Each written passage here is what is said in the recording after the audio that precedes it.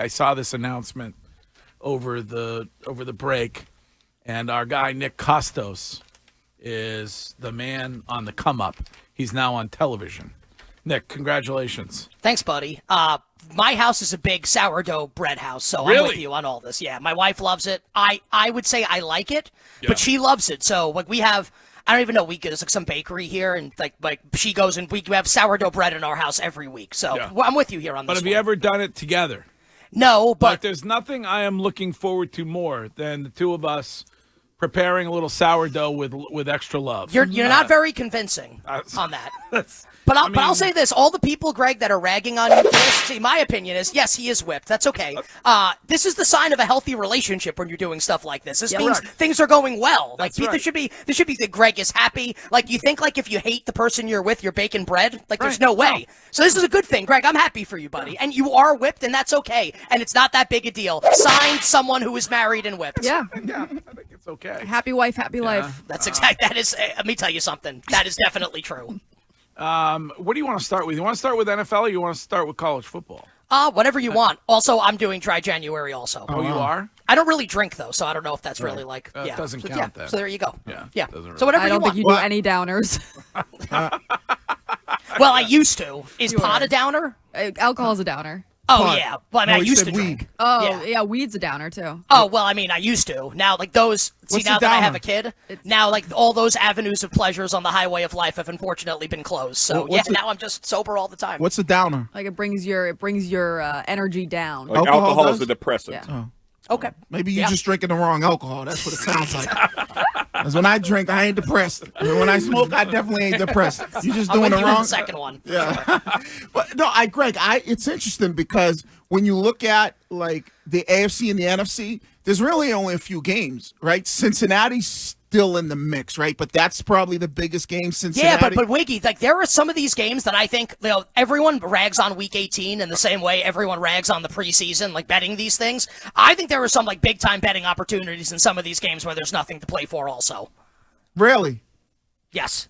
Oh, because I thought like the Cincinnati's, they're going to Pittsburgh. They need a win, but it looks like Denver should be able to win that game. I love Kansas City to cover the spread in that game. Really? Love Kansas City. Right. So Denver wins, and Denver is the 7th and final wild card team in the AFC. So winning in for Denver. Kansas City is already clinched home field advantage in the AFC playoffs. So the Chiefs are resting their starters. Patrick Mahomes isn't playing in the game.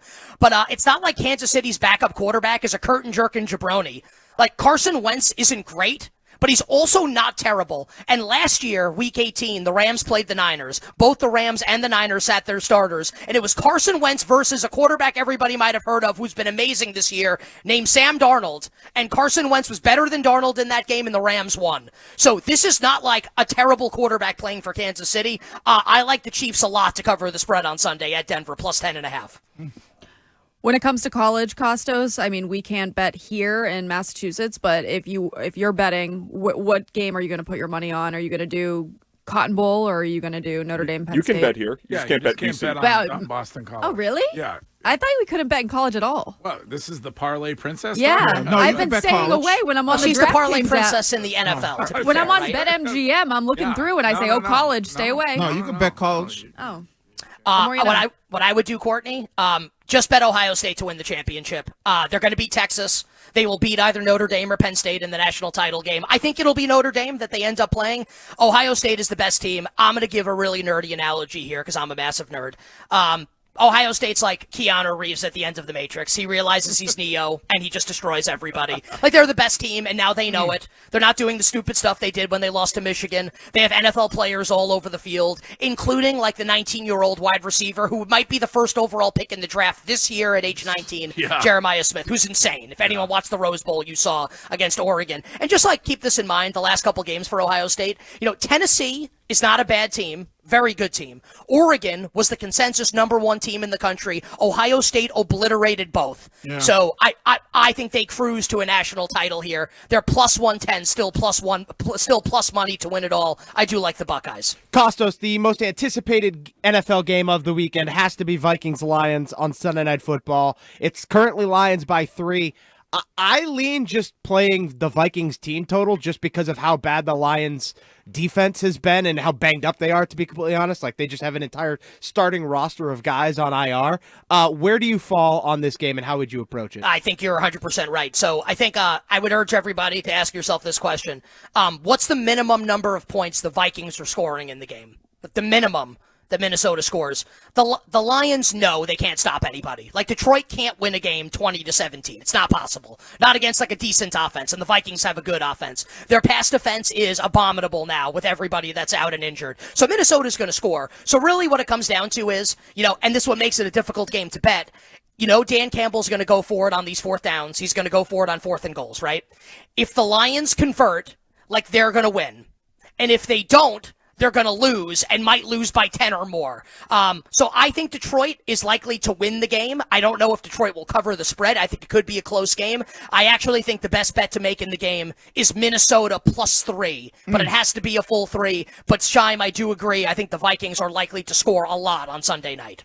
Odds, and if there are, and I assume there are, and then your opinion on Mike Vrabel, who is interviewing with the Jets today, and where he ends up as a head coach. So I think Vrabel will be a head coach. I think that, I think he'd be a good hire, which makes me think the Jets won't do it because they're so stupid. I think he'd be an awesome hire. But I'll say this about Vrabel. Obviously, I know as a beloved figure, locally, obviously. I think he has to come with a strong offensive coordinator. Because that's obviously, he's a quote-unquote, leader of men. And he's a good head coach, brought the Titans to the AFC title game. But you need a good offensive coordinator. Arthur Smith was his guy when he was there. I think you've got to have a 21st century offense now. So I think Vrabel would be a good hire, but I want to see who he's paired with. I don't think the Jets will hire him because I think he's too good to go to the Jets. They will make a worse hire than that. They'll bring Rex back or something. Nick, let me ask this because I think this is a lock. Even though the number's high, the kid has been playing spectacular. And, if it wasn't for Josh Allen and Lamar Jackson, you could probably throw his name into the MVP race. Tampa Bay Buccaneers, I know, what is it, minus 14? I think that's the game that you jump all over them. They know they need this game to win. Baker Mayfield is good for throwing 3 or 4 touchdowns a game. Yeah, so I would say, Wiggy, my advice would be, if people like the Bucs, I like the over in the game also. We think Spencer Rattler's going to start on Sunday for New Orleans, and it's not going to be Derek Carr. But there's a lot that we still don't know about who's playing in the skill position group for New Orleans. Like Kendre Miller with Alvin Kamara likely to, is Kendre Miller going to play? Is Chris Olave going to play in the final game of the season? Is MVS going to play? So if New Orleans has a full complement of players, Spencer Rattler was actually not bad last week for the Saints, and Tampa's defense is nothing to write home about. I would like the over in the game if New Orleans is going to have everybody playing, but I do think Tampa will win. Tampa will win the NFC South, and Tampa will host a home playoff game next weekend, Wild Card weekend. All right. Anybody else? Curtis, you all set? I like Texas over Ohio State, so we'll be head-to-head on that. Ooh, so you like Texas to win? Yes. Wow. Really? See, every time Curtis has been doing this all year long, I'm like, wow, illegal. Well, no, but Curtis. Literally every time Curtis has given a college bet, I'm sitting here like, damn. Well, Courtney, there are ways to bet off shit. You don't have to bet on a domestic But I didn't think you'd be so willy-nilly with it. Well, I'm just a wild man. I've been betting for 20 years. It just became legal in the United States a couple of years ago. Curtis, if you like Texas, you should bet them to win the game. You'll get a huge price on that for Texas to win the game outright. Yeah, I just view Ohio State very simply. They've always been the most talented team. When they've had no pressure, they have been very good. Now they are the unquestionable pick to click to win the national championship. Texas has been sloppy but great. I'll take Sarkisian over Day in a high-scoring game. Sloppy but great. Yep. That's what I would define that win against Arizona State. They were sloppy, but they were great when they needed to be. He made some bad decisions in that game. I don't know if they were great. I don't know if they were great against Arizona State, but they did win the game. They sure did. Wow. Nick, great to hear your voice again. We missed you, or I missed you. Thank you, buddy. And any wishes for us before you go? Yeah, I think the Bills will beat the Patriots this weekend, and wishing everybody. And I would, by the way, you guys are going to the game. Yes. Good Godspeed. We're in a box. It's not it's a work outing. We're in the suite. There's food. Yeah. We're not gonna. Obviously, we're gonna know our place, and we're not gonna boo anybody. Well, I saw that. You guys are all over the place this morning with that. I know. Yeah. I mean, I just maybe the wrong turn of a phrase, maybe, is what. I don't know. I listened to I was a humble brag. I was working out this morning and I listened to the clip. Well, it was like a full 2.5 minutes. I feel like he definitely meant it. I don't think that was like he might walk it back. He definitely meant it. 100% he meant it. Right? I think so. Yeah. No, am I wrong about that? No, Not he at meant all. it. You're right. No, he meant it. No, he has disdain for fans. Yeah. And he also thinks that the Patriots are going to be the Lions in a couple years, which I don't know what. I'd like to know is his weed a downer or an upper? That's what I want to know. He did say he likes the fans sometimes. Yeah. Okay. Yes, he has. I'm sure when they're doing well and they're cheering, he likes them. I mean, they're one of the worst teams in the league. I mean, and also you want to compare Gerard Mayo to Dan Campbell? Gerard Mayo doesn't even know what running back he's starting 20 minutes before the game starts. I mean, give me a break here. Stop it. Stop. All right, Nick. Thank you. But hey, how great was it to vote Bill Belichick off the island? That was what an awesome decision. Ramondre Stevenson's not starting. Also, he is. Wishing everyone Minimal Sweats winning bets the absolute very best of luck. All right.